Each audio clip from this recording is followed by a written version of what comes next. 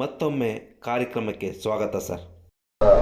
ಮತ್ತು ಈಗ ಒಂದು ದೊಡ್ಡ ಪ್ರತಿಭಟನೆ ನಡೀತು ಶಾಂತಿನಗರ RTOನಲ್ಲಿ 32 ಸಂಘಗಳು ಸೇರಿ. ಬೇರೆ ಬೇರೆ ಸಂಘಗಳು ಅವ್ರ ಬಗ್ಗೆ ನಿಮ್ಮ ಅಭಿಪ್ರಾಯ ಸರ್? ಬೇರೆ ಬೇರೆ ಸಂಘಗಳು ಬೆಂಗಳೂರಿನಲ್ಲಿದೆ, ಅದರ ಆಟೋ ಡ್ರೈವರ್ಸ್ಗಳು ಇದ್ದಾರೆ. ಅವರು ಒಕ್ಕೂಟ ಬಿಟ್ಟು ಬೇರೆಯವ್ರದಾ?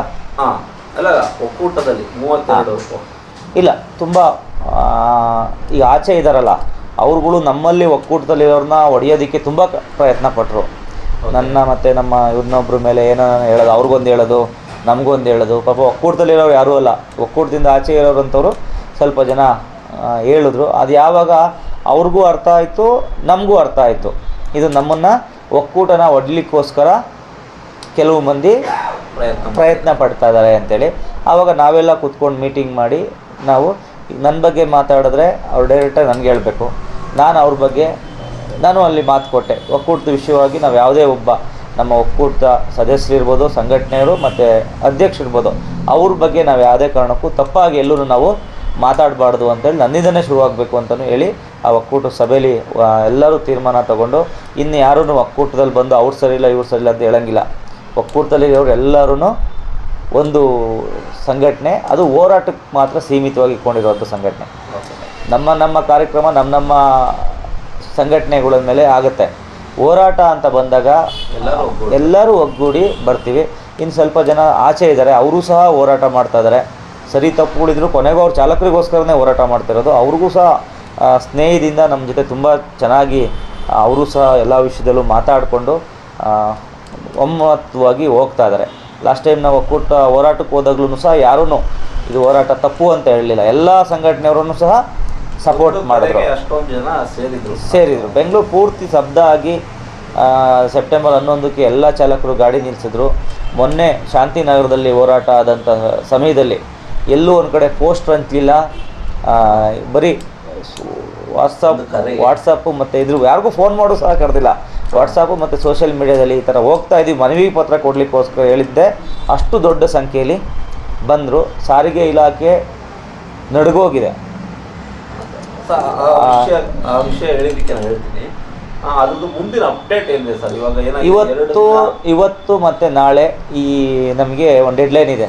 ಮತ್ತು ನಾವು ಒಕ್ಕೂಟದಿಂದ ನಾವು ಒಂದು ಡೆಡ್ಲೈನ್ ಕೊಟ್ಟಿದ್ದೀವಿ, ಸೋಮವಾರದವರೆಗೂ ಕೊಟ್ಟಿದ್ದೀವಿ. ಕೋರ್ಟಲ್ಲೂ ಸಹ ಇವತ್ತು ನೋಡಿ, ಇವತ್ತು ನೀವು ಬಂದಿದ್ದೀರಾ, ಇವತ್ತು ಕೋರ್ಟಲ್ಲಿ ತೀರ್ಮಾನ ನಮ್ಮ ಆದರೆ ತುಂಬ ಖುಷಿ ಇದೆ. ಕೋರ್ಟ್ ಇವತ್ತು ನಾವು ನ್ಯಾಯಾಲಯಕ್ಕೂ ಪಾಪ ಕೇಳ್ಕೊಳೋದು, ಇವತ್ತು ಬೆಳಗ್ಗೆ ದೇವ್ರಿಗೂ ಕೈ ಮುಗಿದು ಬಂದಿದ್ದೀವಿ. ಇವತ್ತೇನಾದರೂ ನಮಗೇನಿಲ್ಲ, ಅವ್ರ ಕಡೆ ಆಗಲಿಲ್ಲ ನಮ್ಮ ಕಡೆ ಆಗಲಿ, ಒಂದು ತೀರ್ಮಾನ ಈಗ ನ್ಯಾಯಾಲಯ ಕೊಟ್ಟು ಅಂದರೆ ಸರಿ ಇರುತ್ತೆ. ಅದು ನಾವು ಆಮೇಲೆ ಸುಪ್ರೀಂ ಕೋರ್ಟ್ಗೆ ಹೋಗ್ಬೇಕು. ಅದು ಅವರ ಪರವಾಗಿ ಬಂದರೆ ನಾವು ಸುಪ್ರೀಂ ಕೋರ್ಟ್ಗೆ ರೆಡಿ ಇದ್ದೀವಿ. ಆದರೆ ನಮ್ಮ ಪರವಾಗಿ ಬಂದರೆ ನಮಗೆ ಜಯ ಸಿಕ್ಕಿದಂಗೆ. ಅದು ಇವತ್ತು ನಾಳೆಯಲ್ಲಿ ನಮಗೆ ಸಿಗುತ್ತೆ. ಆ 2 ದಿನಕ್ಕೋಸ್ಕರ ಕಮಿಷನರು ಸಹ ಹೇಳಿದ್ರು, 2-3 ದಿನ ಟೈಮ್ ಕೊಡಿ ಅಂತೇಳಿ ನಮ್ಮ ರಿಕ್ವೆಸ್ಟ್ ಮಾಡಿದ್ದಾರೆ ನಮ್ಮ ಒಕ್ಕೂಟದ ಅಧ್ಯಕ್ಷರನ್ನ. ಆದ್ದರಿಂದ ಈ 2-3 ದಿನದಲ್ಲಿ ನಾವು ಯಾವುದೂ ಇದೇನಾಗುತ್ತೆ, ನಾವು ಬೇರೆ ಯಾರಿಗೂ ಹೇಳೋಕ್ಕಾಗಲ್ಲ.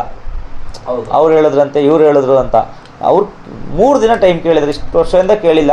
3 ದಿನ ಸಾಧಕ ಬಾಧಕ ಕೂತ್ಕೊಂಡು ಮುಂದಕ್ಕೆ ಏನು ಮಾಡ್ಬೋದು ಅಂಥೇಳಿ 3 ದಿನ ಕಾಲಾವಕಾಶ ಕೇಳಿದ್ದಾರೆ. ಇದು ಸೋಮವಾರದಿಂದ ನಾವು ಅವ್ರನ್ನ ಕೇಳ್ತೀವಿ. ನೀವು ಹೇಳಿದ್ದಕ್ಕೆ ನಾವು ಇಷ್ಟು ದಿನ ಸುಮ್ಮನಿದ್ವಿ, ಮುಂದಕ್ಕೆ ನಾವು ಏನು ಮಾಡಬೇಕು ಅನ್ನೋದನ್ನು ನಾವು ಯೋಚನೆ ಮಾಡಬೇಕು, ನೀವು ಯೋಚನೆ ಮಾಡಬೇಕು, ತಿಳಿಸಿ ಅಂತ ಹೇಳಕ್ಕೆ.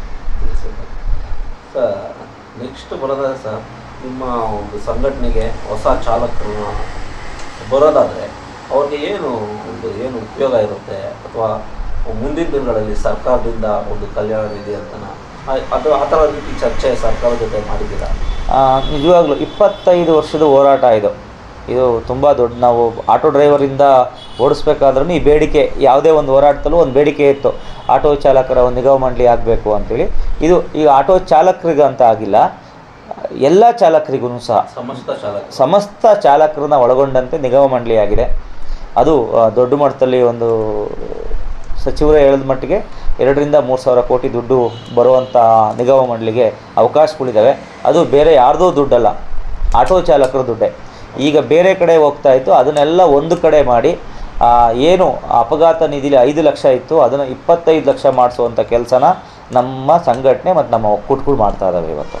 ಮುಂಚೆ ಏನು ಈಗಲೂ ಅಷ್ಟೇ ಯಾರಾದರೂ ಡ್ರೈವರು ಅಪಘಾತದಲ್ಲಿ ತೀರಿದ್ರೆ ಅವ್ರ ಹತ್ರ badge, commercial badge, auto, bus ಯಾವುದಾದ್ರೂ ಇರಲಿ, ಕಾರು ಯಾವುದಾದ್ರೂ ಇದ್ರೂ ಸಹ ಅವ್ರಿಗೆ ಸರ್ಕಾರದಿಂದ 5 ಲಕ್ಷ ಬರ್ತಾ ಇದೆ. ಅದು 25 ಲಕ್ಷ ಮಾಡಬೇಕು ಅಂತೇಳಿ ನಮ್ಮ ಬೇಡಿಕೆ ಇದೆ. ಅದು ಈ ನಿಗಮ ಆದರೆ ಖಂಡಿತವಾಗಿ ಅದು ಆಗುತ್ತೆ. ನೆಕ್ಸ್ಟು ನೀವು ಈಗ ರ್ಯಾಪಿಡೋ ಬೈಕು ಮತ್ತು ಅನಧಿಕೃತ ಬೇರೆ ಯಾವ ಒಂದು ಟ್ಯಾಕ್ಸಿ ಇದೆ, ಇವ್ರಿಗೆಲ್ಲ ಈ ಕಂಪ್ನಿಗಳಿಗೆ, ಡ್ರೈವರ್ಸ್ಗೆಲ್ಲ ಕಂಪ್ನಿಗಳಿಗೆ ನೀವು ಸಿಂಹ ಸ್ವಪ್ನ ಹಾಕ್ಬಿಟ್ಟಿದ್ದೀರ, ಯಾವ ಸಂಘಟನೆಗಳೆಲ್ಲ ಸೇರಿ. ಆದರೆ ಇಲ್ಲಿ ವರ್ಕ್ ಮಾಡೋಂತಹ ಆ ಬೈಕ್ ಓಡಿಸ್ತಾರಲ್ಲ ಅವ್ರಿಗೆ ವಾಸ್ತವ ಗೊತ್ತಿಲ್ಲ. ಆಟೋ ಚಾಲಕರ ಒಂದು ಪರಿಸ್ಥಿತಿ, ಇವತ್ತಿನ ಪರಿಸ್ಥಿತಿ ಯಾವ ರೀತಿ ಇದೆ ಅಂತ ಗೊತ್ತಿಲ್ಲ. ಬರೀ ಅವ್ರನ್ನ ಮಾತ್ರ ಅವರು ನೋಡ್ತಾ ಇದ್ದಾರೆ. ಅವ್ರಿಗೆ ಏನು ಹೇಳ್ತೀರಾ? ಈ ಸುಮಾರು ಸರಿ ವಿಡಿಯೋದಲ್ಲಿ ಹೇಳಿದ್ದೀವಿ, ಯಾವುದೇ ಬೈಕ್ ಟ್ಯಾಕ್ಸಿ ಓಡಿಸೋರು ನಮ್ಮ ವಿರೋಧಿಗಳಲ್ಲ. ಅದರಲ್ಲಿ ವಿರೋಧಿಗಳು ಯಾರು ಅಂದರೆ ಉತ್ತರ ಭಾರತದಿಂದ ಬಂದಿರೋರು ನಮ್ಮ ವಿರೋಧಿಗಳೇ. ಅವರು ಕನ್ನಡಿಗರ ಕೆಲಸ ಕಿತ್ಕೊಂಡ್ರೆ ನಾವು ಅವ್ರು ಯಾವುದೇ ಕೆಲಸ ಮಾಡಿದ್ರು ನಾವು ಅವ್ರನ್ನ ವಿರೋಧಿಸಲೇಬೇಕಾಗತ್ತೆ. ಇಲ್ಲಿ ಬೈಕ್ ಟ್ಯಾಕ್ಸಿ ಓಡಿಸೋರು ನಮ್ಮ ವಿರೋಧಿಗಳಲ್ಲ. ಈ ಕಂಪ್ನಿಯವರು ಸುಮಾರು ಅವ್ರಿಗೆ ತಪ್ಪು ಗ್ರಹಿಕೆ, ಯಾರಿಗೆ ಹೈಕೋರ್ಟ್ನ ಸ್ಟೇ ಇದೆ ಅಂತಾರೆ. ಹೈಕೋರ್ಟ್ ಪರ್ಮಿಷನ್ ಕೊಡ್ಲಿಕ್ಕೆ ಬರುತ್ತೆ? ಪರ್ಮಿಷನ್ ಕೊಡಬೇಕಾಗಿರೋದು ಸಾರಿಗೆ ಇಲಾಖೆ. ಸಾರಿಗೆ ಇಲಾಖೆ ಬೈಕ್ ಟ್ಯಾಕ್ಸಿಗೆ ಕೊಟ್ಟಿತ್ತು. ಸರ್ಕಾರ 2021ರಲ್ಲಿ ಯಡಿಯೂರಪ್ಪ ಅವರು ಮತ್ತು ಲಕ್ಷ್ಮಣ್ ಸವದಿ ಅವರು ಸೇರಿ ಬೈಕ್ ಟ್ಯಾಕ್ಸಿ ಪಾಲಿಸಿನೇ ತೊಗೊಂಡು ಬಂದಿದ್ದರು. ಎಲೆಕ್ಟ್ರಿಕ್ ಬೈಕ್ ಟ್ಯಾಕ್ಸಿ ಅಂತ ಒಂದು ಪಾಲಿಸಿ ತೊಗೊಂಡು ಬಂದು ಎಲೆಕ್ಟ್ರಿಕ್ 5,000 ಗಾಡಿಗಳಿಗೆ ಪ್ರಥಮವಾಗಿ ಪರ್ಮಿಟ್ಗಳನ್ನ ಕೊಟ್ಟು ರೆಡಿ ಮಾಡಿತ್ತು.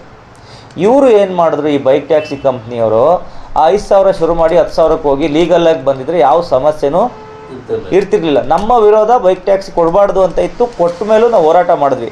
ಇದು ನಮ್ಮ ಸ್ಟ್ಯಾಂಡರ್ಡ್. ಇದು ನಮ್ಮ ಜಾಗಕ್ಕೆ ಇನ್ನೊಬ್ಬರು ಬಂದಾಗ ನಾವು ವಿರೋಧ ಮಾಡೋದ್ರಲ್ಲಿ ತಪ್ಪಿಲ್ಲ. ಅವರಿಗೆ ಪರ್ಮಿಷನ್ ಲೀಗಲಾಗಿ ಕೊಟ್ಟಿದ್ದ ಪರ್ಮಿಷನ್ನ ಉಳಿಸ್ಕೊಳಕ್ಕಾಗ್ದಲೇ ವೈಟ್ ಬೋರ್ಡ್ನಲ್ಲಿ ಡ್ಯೂಟಿ ಮಾಡಿಸಿ ಸಿಗಾಕೊಂಡು ಇವತ್ತು ಆ ಪಾಲಿಸಿನೂ ಸಹ ವಾಪಸ್ ತೊಗೊಂಡ್ರು. ಅದು ಇದ್ದಿದ್ದ ಪಾಲಿಸಿನೂ ಸಹ ವಾಪಸ್ ತಗೋತು ಸರ್ಕಾರ ವಾಪಸ್ ತೊಗೊಂಡಾಗ ಅದ್ರಲ್ಲಿ ಬರೆದಿದೆ, ನಾವು ಎಲೆಕ್ಟ್ರಿಕ್ ವಿದ್ಯುತ್ ಬೈಕ್ ಟ್ಯಾಕ್ಸಿ ಕೊಟ್ಟಿದ್ವಿ, ಇವರು ಬೇರೆ ಪೆಟ್ರೋಲು ಮತ್ತು ಬೇರೆ ವೆಹಿಕಲಲ್ಲಿ ಬಾಡಿಗೆ ಗಾಡಿ ಮಾಡಿ ವೈಟ್ ಬೋರ್ಡ್ನಲ್ಲಿ ಕಾನೂನನ್ನ ಉಲ್ಲಂಘನೆ ಮಾಡಿರೋದಕ್ಕೋಸ್ಕರ ನಾವು ಈ ಪಾಲಿಸಿನ ಹಿಂಪಡೆದಿದ್ದೀವಿ ಅಂತೇಳಿ ಪಡೀತು. ಈಗ ನಮಗದು ಜಯ ಬಂದಂಗೆ ಆಯಿತು. ಸರ್ಕಾರ ಒಂದು ಪಾಲಿಸಿನ ವಾಪಸ್ ತಗೋತು. ಈಗ ಹೈಕೋರ್ಟ್ ಏನು ಮಾಡುತ್ತೆ? ಈಗ ಆಟೋ ಚಾಲಕರಿಗೆ 15 ರೂಪಾಯಿ ಕಿಲೋಮೀಟ್ರ್ ಇದೆ. ಯಾರು ನಾವು ಫಿಕ್ಸ್ ಮಾಡ್ಕೊಂಡಿದ್ದೀವ? ಸರ್ಕಾರ ಫಿಕ್ಸ್ ಮಾಡಿದೆ. ಟ್ಯಾಕ್ಸಿ ಚಾಲಕರಿಗೆ ಯಾರು ಫಿಕ್ಸ್ ಮಾಡಿದೆ? ಗೂಡ್ಸ್ ಗಾಡಿಯವ್ರಿಗೆ ಯಾರು ಫಿಕ್ಸ್ ಮಾಡ್ತಾರೆ? ಇದು ಸರ್ಕಾರ ಕೂತ್ಕೊಂಡು ಯಾರನ್ನ ತಂಡ ಮಾಡಿಕೊಂಡು ಯಾವ ರೀತಿ ಬೆಂಗಳೂರಿನಲ್ಲಿ ಏನು ಬೆಲೆ ಇದೆ ಅದು ಅನುಗುಣವಾಗಿ ರೇಟ್ ಫಿಕ್ಸ್ ಮಾಡುತ್ತೆ. ಇದುವರೆಗೂ ಬೈಕ್ ಟ್ಯಾಕ್ಸಿಗೆ ಎಷ್ಟು ಕಿಲೋಮೀಟ್ರಿಗಿದೆ ಅಂತ ಇವ್ರು ಬೈಕ್ ಟ್ಯಾಕ್ಸಿ ಅವರು ರ್ಯಾಪಿಡೋದವ್ರನ್ನ ಕೇಳಿ, ನಮಗೆ ಕಿಲೋಮೀಟ್ರಿಗೆ ಎಷ್ಟಿದೆ ರೇಟು? ಆಟೋಗೆ 15 ಇದೆ, ಕಾರ್ಗೆ 20 ಇದೆ, ನಮಗೆ ಎಷ್ಟಿದೆ? ಇಲ್ಲಿ ಯಾವುದೇ ಒಂದು ದರ ನಿಗದಿ ಬೈಕ್ನವ್ರಿಗೆ ನೀಡಿಲ್ಲ, ನೀಡೋಕ್ಕಾಗೋದೂ ಇಲ್ಲ. ಹೋಗ್ಬಿಟ್ಟು ಸಾರಿಗೆ ಇಲಾಖೆಗೆ ಹೋಗಿ ಉಗಿಸ್ಕೊಂಡು ಬಂದಿದ್ದಾರೆ ಮೊನ್ನೆ ಮ್ಯಾನೇಜರು. ಅದರಲ್ಲಿ ಆತ ನನ್ನ ಹೆಸರು, ನಮ್ಮ ಸಂಘಟನೆ ಹೆಸರು ತೊಗೊಂಡಿದ್ದಾನೆ. ಎಲ್ಲೋದ್ರೂ ಈ ಬೈಕ್ ಟ್ಯಾಕ್ಸಿಯವ್ರಿಗೆ ಪೀಸ್ ಆಟೋ ಅಂದರೆ ಡ್ರೈವರ್ಗಳ ಮಧ್ಯೆ ಏನೋ ಪಾಪ ಇವ್ರನ್ನ ವಿಲನ್ ಮಾಡ್ಲಿಕ್ಕೆ ನಮ್ಮನ್ನು ನೋಡ್ತಾರೆ. ನಾವು ವಿಲನ್ಗಳಲ್ಲ, ನಾವೆಲ್ಲ ಚಾಲಕರು ಪರ್ಮಿಟ್ ತೊಗೊಂಡು ಇನ್ಸೂರೆನ್ಸ್ ಕೊಟ್ಕೊಂಡು ಪ್ರಾಮಾಣಿಕವಾಗಿ ದುಡಿತಾ ಇರೋರು. ಈಗ ನೀವು ಮಾಡಿದಂಥ ಒಂದು ಹೋರಾಟಕ್ಕೆ ಮೈಸೂರಿನಲ್ಲಿ ಇಂಪ್ಯಾಕ್ಟ್ ಆಯಿತು. ಮೈಸೂರಿನಲ್ಲೂ ಸಹ RTO ದವರು ಬೈಕ್ ಟ್ಯಾಕ್ಸಿಗಳನ್ನ ಸೀಸ್ ಮಾಡೋಕ್ಕೆ ಪ್ರಯತ್ನ ಮಾಡಿದ್ರು. ಅವಾಗ ಅಲ್ಲಿರುವಂಥ ಮ್ಯಾನೇಜರ್ ಬಂದು ಅದನ್ನೆಲ್ಲ ಬಿಡಿಸಿದ್ದೀವಿ, ಮತ್ತು ಕಾನೂನಿಂದ ನಮಗೆ ಒಂದು ಪೇಪರ್ ಇದೆ, ನಾವು ಓಡಿಸ್ಬೋದು, ಯಾರೇ ಬಂದು ನಿಮಗೆ ಏನು ತೊಂದರೆ ಕೊಟ್ಟರೆ ನೀವು ಅದನ್ನ ತೋರಿಸಿ ಅಂತ ಹೇಳ್ಬಿಟ್ಟು ಇತ್ತೀಚೆಗೆ ಸೋಷಿಯಲ್ ಮೀಡಿಯಾ ಮೊನ್ನೆ ಒಂದು ಅದು ಪಾಪ ಆ ಬೈಕ್ ಟ್ಯಾಕ್ಸಿ ಅವ್ರನ್ನವರು ಬಕ್ರ ಮಾಡ್ತಾ ಇದ್ದಾರೆ ಪಾಪ ಡ್ರೈವರ್ಗಳನ್ನ. ಏನಾಗಿದೆ, ಗಾಡಿ ಬಿಡಿಸ್ಬೋದು, ಒಂದು ಸರಿ ಚಲನ್ ಬರೆದ್ರೆ ಈ ಬೈಕ್ ಟ್ಯಾಕ್ಸಿಯವ್ರಿಗೆ ಇನ್ನೂ ಅರ್ಥ ಆಗ್ತಿಲ್ಲ. ಆ ಚಲನ್ ಬರಿಬೇಕಾದ್ರೆ ಅವರ DL ನಂಬರ್ ತೊಗೊಂಡು ಫೈನ್ ಬರೀತಾರೆ. ಒಂದು ಸರಿ ಬರೆದಾಗ DL ನಂಬರು RTO ನೋಟೆಡ್ ಆಗುತ್ತೆ. ಈ DL ಮತ್ತು ಆ ಗಾಡಿ ನಂಬರ್ ಮೇಲೆ ಕೇಸ್ ಆಗುತ್ತೆ. ನೆಕ್ಸ್ಟು ಇದೇ ಕೇಸು ಮರುಕಳಿಸಿದ್ರೆ ಅವ್ನು DL 6 ತಿಂಗಳು ಸಸ್ಪೆಂಡ್ ಆಗುತ್ತೆ. ಅದು ಇವರ ಗಮನಕ್ಕೆ ಇವನು ಹೇಳ್ಬಿಡ್ಲಿ, ಅವನು ಚಲನ್ ಕಟ್ಟಿದ್ದಾರೆ, ಚಲನಲ್ಲಿ ಇದೆ, ರೂಲ್ಸ್ ಇದೆ, ಅವನು ಅದನ್ನು ಫೈಟ್ ಮಾಡಿದ್ದಾನೆ. ನಾವು ಫೈನ್ ಕಟ್ಕೋತೀವಿ ಕೋರ್ಟಲ್ಲಿ, ನಮ್ಮ ಗಾಡಿ ರಿಲೀಸ್ ಮಾಡಿ ಅಂತ ಹೇಳಿದ್ದಾನೆ. ಆದರೆ ಅವರು ಒಂದು ತಪ್ಪಾಗಿ ಅವನು ಫೈನ್ ಕಟ್ಕೋತೀನಿ, ಗಾಡಿನ RTO ಒಳಗಡೆ ಹೇಳಿರೋದು.